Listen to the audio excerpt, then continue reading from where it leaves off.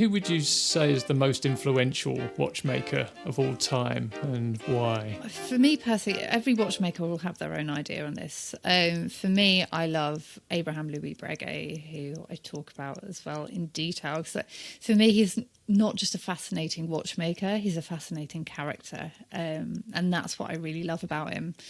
So he was working through the French Revolution. So it's an incredible point in European history, and he would have seen so much, and he has invented probably the most devices within watches that are still in use to this day.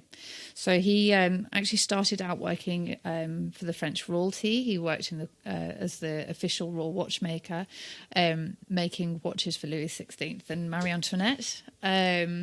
He was commissioned to make a watch for Marie Antoinette by one of her admirers. I suspect there were many. We have no idea which one it was, which was the most complicated watch of its day, and is still one of the most complicated watches in the world to this day, sort of a couple of 100 years later. That was, unfortunately, he was given, well, fortunately for him in a way, he was given an open checkbook. It could cost as much as it had to, and an open diary, which created a few issues because Marie Antoinette was dead for several decades after it was finally completed, so she never saw the finished piece. But he went from making watches for the French aristocracy. The revolution starts.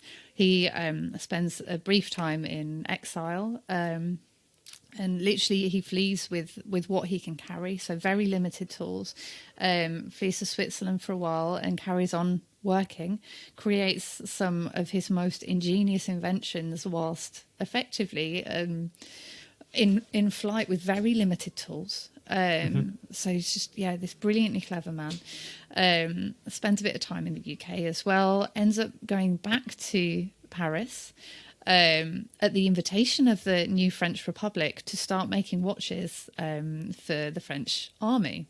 So not only did he manage to kind of keep his head, the French army who'd taken over his workshops had ransacked it and turned it into offices, refitted out his workshop at the state's expense to get him back. He was that admired. He must have known some pretty influential people. Well, certainly, yeah. I mean, he made watches for Napoleon directly and clocks in the end. And it's even said that Napoleon would dress up in disguise and visit his workshops. So excellent. He was a huge fan. So he worked for royalty to the French Republic, and most incredibly during this time too, he was making watches for the English aristocracy. So George III and Queen Charlotte was a huge fan, because Queen Charlotte and Marie Antoinette had been pen pals for, I don't think they ever met in real life, but they exchanged a lot of letters. So I like to think they were both Breguet fans, and that's how they they heard about him together. But so he made watches for the English during the wars with England then. And he even made a watch for the Duke of Wellington and Napoleon, and kept his head during one of the most tumultuous times in European history. So he was quite the diplomat. Yeah, just amazing inventor. He created shock settings, the first shock settings in watches, so that's to protect them from damage if they're dropped or knocked.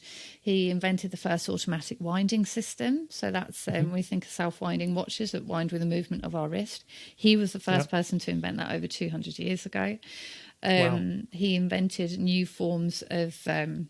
we call them repeating watches. So those are the watches that can strike out the time on little gongs. They chime them out to let us know the hours and minutes. And before him, there used to be kind of a big bell inside the back of the watch case that would strike that out. And he invented, they almost look like piano wires, but two round wires that go around the movement and allow it to be a lot thinner. And we still use those to this day. Just incredible inventor, but also must have been the most amazing character to have just worked his way through all these different situations and be so loved by everyone that no one could do him in, let alone not work with him. It's sort of his skills transcended politics. He was loved allegiances. by all. Yeah, it's absolutely incredible. I'd love to have gone for a drink with him. I think it'd have been fascinating. Thank you so much for watching. If you enjoyed this clip, then you can click here somewhere to enjoy the full episode. And if you enjoyed that, then please do consider subscribing to support the channel. It means a lot. Thanks, and see you soon.